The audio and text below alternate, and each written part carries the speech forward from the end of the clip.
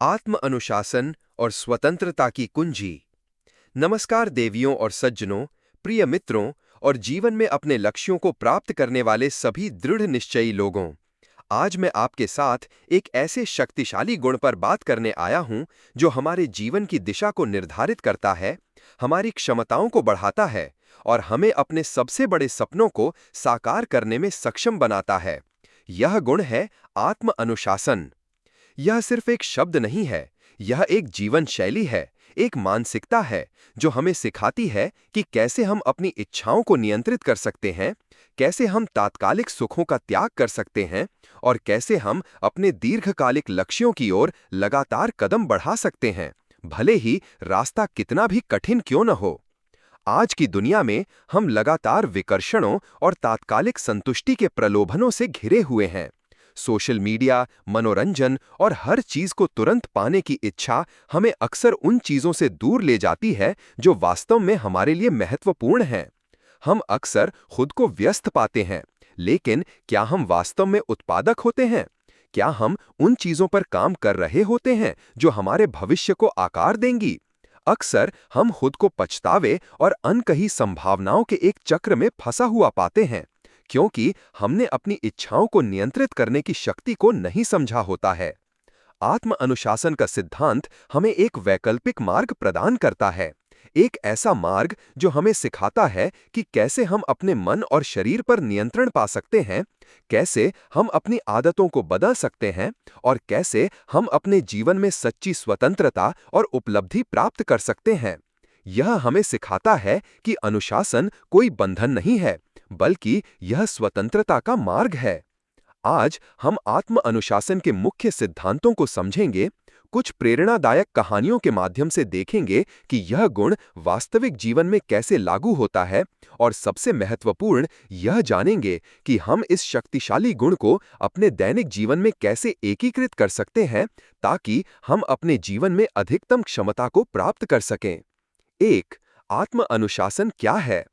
आत्म अनुशासन केवल अपनी इच्छाओं को दबाना नहीं है, बल्कि यह अपने दीर्घकालिक लक्ष्यों को प्राप्त करने के लिए लगातार और जानबूझकर कार्य करने की क्षमता है, भले ही आप उस समय ऐसा महसूस न करें। यह तात्कालिक सुख पर दीर्घकालिक लाभ को प्राथमिकता देना है। यह एक मांसपेशी की तरह है जिसे अभ्यास से मजबूत किया जा सकता है।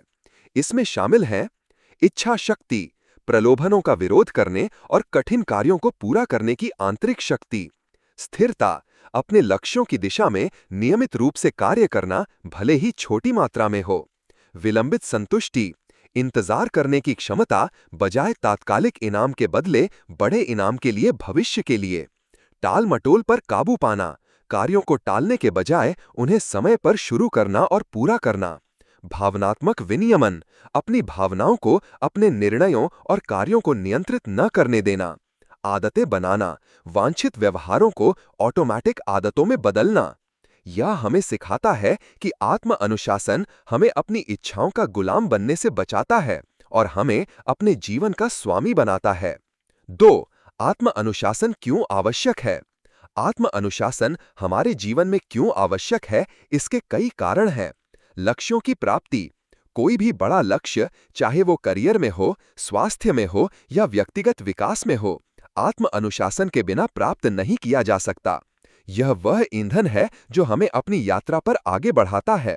स्वतंत्रता और नियंत्रण, यह एक विरोधाभास लग सकता है, लेकिन आत्म अनुशासन वास्तव में हमें अधिक स्वतंत्रता देता है। यह हमें बुरी आदतों, टाल-मटोल, वित्तीय तनाव और स्वास्थ्य समस्याओं से मुक्ति दिलाता है। जब आप अनुशासित होते हैं, तो आप अपने जीवन को नियंत्रित करते हैं, न कि आपके जीवन को परिस्थितियां। बेहतर स्वास्थ्य, आत्म अनुशासन हमें स्वस्थ भोजन चुनने, नियमित व्यायाम करने, पर्याप्त नींद लेने और तनाव को प्रभावी ढंग से प्रबंधित करने में मदद करता है। बढ़ी हुई उत्पादकता, जब आप अनुशासित होते हैं तो आप अपने समय का बेहतर उपयोग करते हैं, विकर्षणों से बचते हैं और महत्वपूर्ण कार्यों पर ध्यान केंद्रित करते हैं, जिससे आपकी उत्पादकता बढ़ती है। मजबूत संबंध, रिश्तों में भी अनुशासन की आवश्यकता होती है। प्रतिबद्धता, संचार, सहानुभूति और वादों को पूरा करना। जटिलता और दृढ़ता, आत्म अनुशासन हमें असफलताओं से सीखने, उनसे उबरने और चुनौतियों का सामना करने के लिए मजबूत बनाता है। यह हमें हार मानने के बजाय आगे बढ़ने की शक्ति देता है। आत्मसम्मान और आत्मविश्वास। जब आप अपने आप पर भरोसा कर सकते हैं कि आप अपने वादों को पूरा करेंगे और अपने लक्ष्यों पर काम करेंगे, तो आपका आत्मसम्मान और आत्मविश्वास बढ़ता है। वित्तीय स्थिरता। बजट बनाना, बचत करना और समझदारी से निवेश करना आत्म अनुशासन के बिना संभव नहीं है। संक्षेप में, आत्म अनुशासन वह अदृश्य शक्ति है जो हमें अपनी पूरी क्षमता तक पहुंचने और एक सार्थक और सफल जीवन जीने में मदद करती है। 3. आत्म अनुशासन का दुश्मन। आत्म अनुशासन का सबसे बड़ा दुश्मन तात्कालिक संतुष्टि की इच्छा है। यह वह इच्छा है जो हमें तुरंत खुशी या आराम देने वाली चीजों को चुनने के लिए प्रेरित करती है, भले ही वे हमारे दीर्घकालिक लक्ष्यों के लिए हानिकारक हों। अन्य दुश्मन है टाल-मटोल, कार्यों को अनावश्यक रूप से टालना, स्पष्टता की कमी। जब हमें पता नहीं होता कि हमारे लिए क्या महत्वपूर्ण है, तो अनुशासित रहना मुश्किल हो जाता है। असुविधा का डर, कठिन या असहज कार्यों से बचना। उद्देश्य की कमी। जब कोई मजबूत क्यों नहीं होता, तो अनुशासित रहना मुश्किल होता है। अत्यधिक अहंकार, यह सोचना कि आप बिना प्रयास के भी सफल हो सकते हैं। इन दुश्मनों को पहचानना और उन पर काबू पाना आत्म अनुशासन विकसित करने का पहला कदम है। 4. प्रेरणादायक कहानियां। जोखिम की कला का प्रभाव। अब आइए कुछ वास्तविक जीवन के उदाहरणों पर गौर करें जो जोखिम की कला के सिद्धांतों को उजागर करते हैं। ये कहानियां दर्शाती हैं कि कैसे जोखिम लेने से असाधारण परिणाम मिल सकते हैं। कहानी 1, एक छोटे गैराज से वैश्विक साम्राज्य तक, स्टीव जॉब्स की कहानी। स्टीव जॉब्स को दुनिया एप्पल के सह संस्थापक के रूप में जानती है, एक ऐसी कंपनी जिसने प्रौद्योगिकी और मानव जीवन को बदल दिया। लेकिन उनकी यात्रा जोखिमों से भरी थी। जॉब्स ने कॉलेज छोड़ दिया, जो उस समय एक बहुत ही अपरंपरागत और जोखिम भरा कदम था। उन्होंने और स्टीव वोज़नियाक ने एक छोटे गैराज में एप्पल की शुरुआत की, जो एक और बड़ा जोखिम था। उन्हें कोई गारंटी नहीं थी कि उनके उत्पाद सफल होंगे। उन्होंने अपना सब कुछ दांव पर लगा दिया। सबसे बड़ा जोखिम तब आया जब उन्हें 1985 में एप्पल से निकाल दिया गया, जिस कंपनी की उन्होंने सह संस्थापना की थी। यह किसी के लिए भी एक विनाशकारी झटका हो सकता था, लेकिन जॉब्स ने इस विफलता को एक अवसर में बदल दिया। उन्होंने एक और कंपनी फ्यूज की स्थापना की और पिक्सार में निवेश किया। ये दोनों भी बड़े जोखिम थे, लेकिन उन्होंने उन्हें नई चीजें सीखने और अपनी रचनात्मकता को फिर से जगाने का मौका दिया। 1997 में जब एप्पल दिवालिया होने के कगार पर था, तो जॉब्स ने कंपनी में वापसी की। यह एक और बड़ा जोखिम था, क्योंकि कंपनी की स्थिति बहुत खराब थी। लेकिन जॉब्स ने जोखिम लिया, आईमैक, आईपॉड, आईफोन और आईपैड जैसे क्रांतिकारी उत्पाद बनाए और एप्पल को दुनिया की सबसे मूल्यवान कंपनियों में से एक बना दिया। स्टीव जॉब्स की कहानी हमें सिखाती है कि जोखिम लेना सफलता का एक अनिवार्य हिस्सा है। उन्होंने विफलता को स्वीकार किया, उससे सीखा और हर बार जब वे गिरे तो वे और मजबूत होकर उठे। उनकी जोखिम लेने की क्षमता और उनकी दृढ़ता ही उनकी असाधारण सफलता की कुंजी थी। सीख। यह कहानी हमें सिखाती है कि जीवन में सबसे बड़े पुरस्कार अक्सर उन लोगों को मिलते हैं जो अपने आराम क्षेत्र से बाहर निकलने और बड़े जोखिम लेने की हिम्मत करते हैं। विफलता अंत नहीं है, बल्कि यह सीखने और आगे बढ़ने का एक अवसर है। कहानी 2, अंधेरे में विश्वास की छलांग। जे.के. राउलिंग की कहानी। जे.के. राउलिंग हैरी पॉटर श्रृंखला की विश्व प्रसिद्ध लेखिका आज एक साहित्यिक आइकन हैं, लेकिन उनकी सफलता की कहानी जोखिम और दृढ़ता से भरी है। हैरी पॉटर की पहली किताब लिखने से पहले राउलिंग एक अकेली मां थीं, जो गरीबी में जी रही थीं, तलाकशुदा थीं और डिप्रेशन से जूझ रही थीं। उन्होंने बिना किसी गारंटी के अपनी पूरी ऊर्जा एक काल्पनिक दुनिया और कहानी को लिखने में लगा दी। यह एक बहुत बड़ा व्यक्तिगत और वित्तीय जोखिम था। उन्हें कोई नहीं जानता था और उनके पास कोई प्रकाशक नहीं था। जब उन्होंने अपनी पांडुलिपि को प्रकाशकों को भेजना शुरू किया, तो उन्हें एक के बाद एक अस्वीकृति मिली।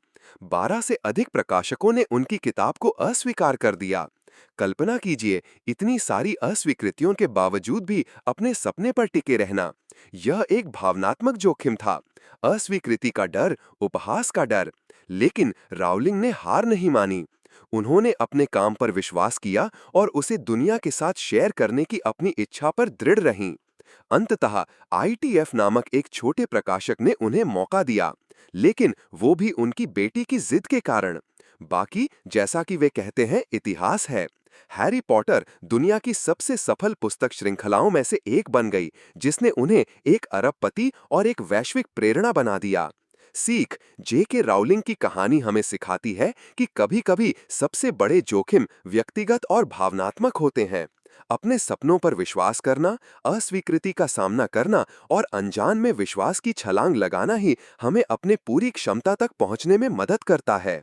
कहानी 3, असंभव को संभव बनाना, अरुणिमा सिन्हा की कहानी। अरुणिमा सिन्हा भारत की एक राष्ट्रीय स्तर की वॉलीबॉल खिलाड़ी थीं। 2011 में एक चलती ट्रेन से कुछ लुटेरों द्वारा धक्का दिए जाने पर उन्होंने अपना एक पैर खो दिया। यह एक ऐसी त्रासदी थी जो किसी के भी जीवन को तबाह कर सकती थी। लेकिन अरुणिमा ने इस त्रासदी को अपनी कमजोरी नहीं बनने दिया। अस्पताल में अपने इलाज के दौरान उन्होंने एक अविश्वसनीय और जोखिम भरा निर्णय लिया। वो माउंट एवरेस्ट पर चढ़ाई करेंगी। एक पैर खोने के बाद एवरेस्ट पर चढ़ने का विचार असंभव और बेहद जोखिम भरा लग रहा था। डॉक्टरों और परिवार ने उन्हें ऐसा न करने की सलाह दी, क्योंकि इसमें उनकी जान भी जा सकती थी। यह एक शारीरिक, मानसिक और वित्तीय जोखिम था। लेकिन अरुणिमा के मन में एक अदम्य दृढ़ संकल्प था। उन्होंने अपने कृत्रिम पैर के साथ प्रशिक्षण शुरू किया। उन्होंने हर चुनौती का सामना किया, हर दर्द को सहन किया और हर बाधा को पार किया। उन्होंने अपने डर को स्वीकार किया, लेकिन उसे अपने सपनों को रोकने नहीं दिया। 21 मई 2013 को अरुणिमा सिन्हा माउंट एवरेस्ट फतह करने वाली पहली एम्प्यूटी और पहली भारतीय महिला एम्प्यूटी बनी।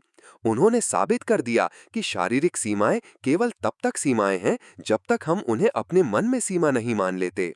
उनकी जोखिम लेने की क्षमता, उनका अदम्य साहस और उनका अटूट विश्वास ही उनकी असाधारण उपलब्धि की कुंजी थी। सीख, अरुणिमा सिन्हा की कहानी हमें सिखाती है कि जीवन में सबसे बड़ी बाधाएं अक्सर हमारे अपने मन में होती हैं। जब हम अपने डर पर काबू पाते हैं, असंभव लगने वाले जोखिम लेते हैं और दृढ़ता के साथ अपने लक्ष्यों की ओर बढ़ते हैं, तो हम अपनी सीमाओं को तोड़ सकते हैं और असाधारण चीजें हासिल कर सकते हैं। जोखिम की कला को अपने जीवन में कैसे लागू करें? जोखिम की कला को अपने जीवन में लागू करना कोई आसान काम नहीं है, लेकिन यह आपके जीवन को पूरी तरह से बदल सकता है। यहाँ कुछ व्यवहारिक कदम दिए गए हैं। अपने डर को पहचानें। सबसे पहले उन चीजों को पहचानें जिनसे आप डरते हैं और जो आपको जोखिम लेने से रोकती हैं। डर को नाम दें। छोटे कदम उठाएं। आपको तुरंत बड़ा जोखिम लेने की आवश्यकता नहीं है। छोटे प्रबंधनीय जोखिमों से शुरुआत करें। उदाहरण के लिए, एक नई भाषा सीखना, एक नया शौक शुरू करना या किसी नए व्यक्ति से बात करना। जानकारी एकत्र करें। किसी भी बड़े जोखिम को लेने से पहले जितना हो सके उतनी जानकारी इकट्ठा करें।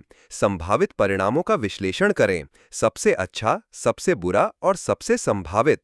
सबसे खराब स्थिति की योजना बनाएं। यदि सबसे बुरा होता है तो आप क्या करेंगे? इसकी योजना बनाने से आपको मानसिक शांति मिलती है और आपको जोखिम लेने के लिए अधिक आत्मविश्वास मिलता है। विफलता को स्वीकार करें और उससे सीखें। विफलता जोखिम लेने का एक अनिवार्य हिस्सा है। इसे अंत के रूप में नहीं, बल्कि सीखने के अवसर के रूप में देखें। अपनी गलतियों से सीखें और आगे बढ़ें। अपने आराम क्षेत्र से बाहर निकलें। जानबूझकर उन चीजों को करें जो आपको असहज महसूस कराती हैं। यह आपकी सीमाओं का विस्तार करेगा। आत्मविश्वास विकसित करें। अपनी क्षमताओं पर विश्वास करें। अपनी पिछली सफलताओं को याद करें और जानें कि आप चुनौतियों का सामना कर सकते हैं। सकारात्मक लोगों के साथ रहें। ऐसे लोगों के साथ समय बिताएं जो आपको प्रेरित करते हैं और आपको जोखिम लेने के लिए प्रोत्साहित करते हैं, न कि वो जो आपको हतोत्साहित करते हैं। लक्ष्य निर्धारित करें। स्पष्ट, चुनौतीपूर्ण लेकिन प्राप्त करने योग्य लक्ष्य निर्धारित करें जिनके लिए आपको जोखिम लेने की आवश्यकता हो। पछतावे से बचें।